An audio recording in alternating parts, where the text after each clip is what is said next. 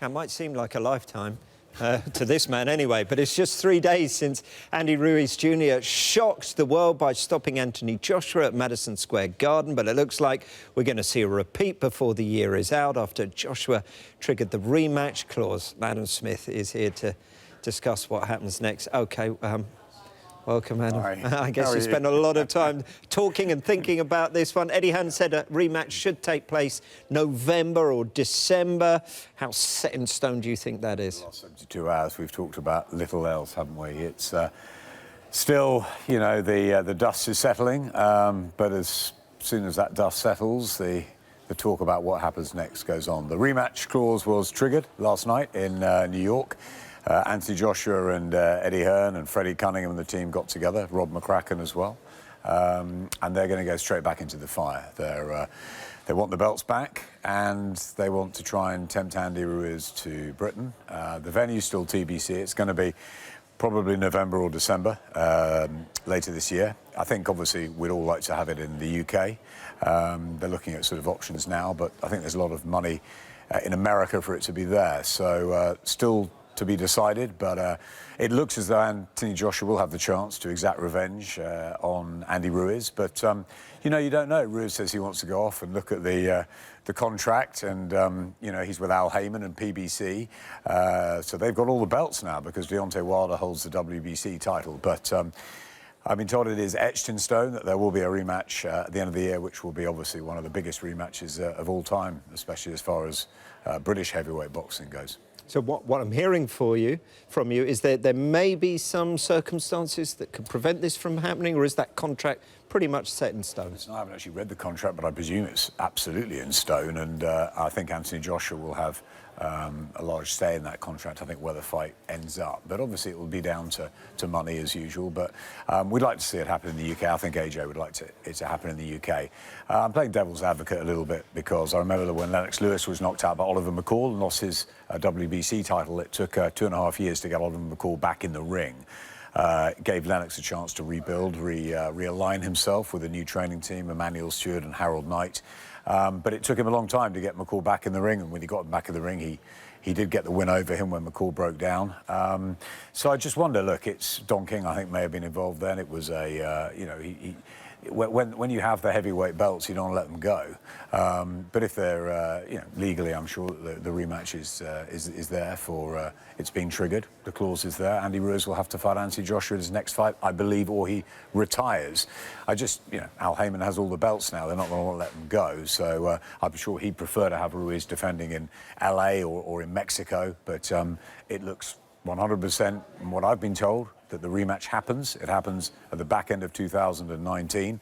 And as I said, I think it will be probably the most eagerly anticipated rematch involving a British heavyweight ever. Now, you were ringside, obviously. We saw a look of shock in your face, especially in the third, and then with what developed after that. OK, what did you see? Was this just one of those things that happens in sport, or was there something significant that you noticed? How unthinkable would a second straight defeat be for Joshua? Where would that leave him? Lots to digest there. I think if he loses to Ruiz again, he'll have to have a very long look at what he does with his boxing career going forwards, and that 2 defeats in a row would be very bad. I mean, we know at a lower level David Price did that when he went in with Tony Thompson. He lost the rematch as well, but you know, he managed to come back to an extent, but it would be very damaging at world level if he was to lose to Ruiz again. I think he'll obviously try and right the wrongs with Robert McCracken and the team. I'm sure they'll look to utilise his physical advantages, and maybe he was a bit complacent going in. Maybe he thought, like most of us, that Andy Ruiz would be blown away within a few rounds, and you know, I think he started the fight sort of on the back foot, as though he almost wanted to sort of just, you know, test the waters, and I think he let Ruiz gain confidence. Remember, in the third round, he nearly, you know, he could have stopped him. He knocked him down, hit him with a big right hand after that. It looked like, you know, it would be AJ by knockout in 3, but Ruiz took the shots and came right back at him so quickly, and that left hook that disorientated him, I think, was the beginning of the downfall. I don't think he ever really recovered from it, and the legs seemed to go fairly quickly, and although he got up 4 times, you know, there just looked nothing left in him physically and mentally at the end.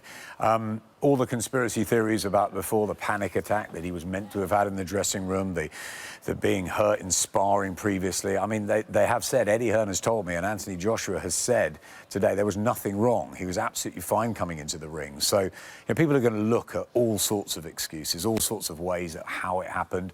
Did he look like he was a little bit different, a little bit lost in the ring? Possibly looking back at it, maybe nerves, I don't know. You know, he'd been performing at Wembley and at the Principality in front of many more people. So, yes, he had pressure on him because Deontay Wilder had knocked out Dominic Breazeale so quickly over in Brooklyn. So, you know, there was a pressure on him to perform and make another statement. But I don't think so. I think ultimately he lost because tactically he slightly got it wrong at the beginning, and then he was caught and he never really recovered. And, you know, you've got to give credit to Andy Ruiz for going in there with no pressure on his shoulders, old-fashioned, fast hands, took the fight to him. I think Joshua should have, you know, backed him up behind a jab, utilised uppercuts and body shots, but he didn't. It was Ruiz that connected quicker, better. Then he worked the body in the 6th round. Fully deserved the win. It was AJ on a bad night and Andy Ruiz on a tremendous one, and a huge upset, one of the biggest we've ever seen in boxing. AJ on a bad night, because, as you said, the conspiracy rumours have been rife, aren't they? And I think you've laid them to bed there. Well, and then there's many more as well that I've read, you know, and we don't really need to go there. To be honest, it was what unravelled in front of our eyes was a big shock. Not the shock that maybe Anthony Joshua would lose at some point in his career. I think, you know, with the vulnerability he's shown a little bit with Vladimir Klitschko and Dylan White and Alexander Povetkin, I think most of us felt that at some point he would lose and would come back, but we felt it wouldn't happen against Andy Ruiz. Yeah, Rob McCracken, let's get a quick word on him. He's confirmed he's staying with him in his YouTube channel, the interview that he has done. Correct decision for you? Listen, Rob McCracken is one of the great trainers in world boxing. They've got a tight relationship. Only AJ and Rob will know how close that is and what they need to do to get it right. But, you know, there's few better than Rob McCracken out there. Sometimes when a loss happens, you look to blame somebody else, and other trainers come in, and if there was a trainer screaming out there that maybe he should go to, then, you know, he could have thought about looking at that. But obviously he's taking the blame on his shoulders. He said, I'm the one who lost, Andy Ruiz won. It's back to the gym. We right the wrong as a team. And you've got to respect him for that. That's what he wants to do.